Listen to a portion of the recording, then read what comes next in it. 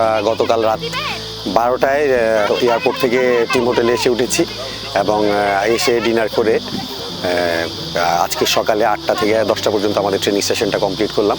So ভ্রমণজনিত যেই ক্লান্তি সেটা তো আছে প্লেয়ারদের মধ্যে, কিন্তু আল্লাহর রহমতে তেমন কোনো ইনজুরির সংখ্যা আমাদের মধ্যে নেই। আমরা সবাই মোটামুটি ফিট আছে প্লেয়াররা।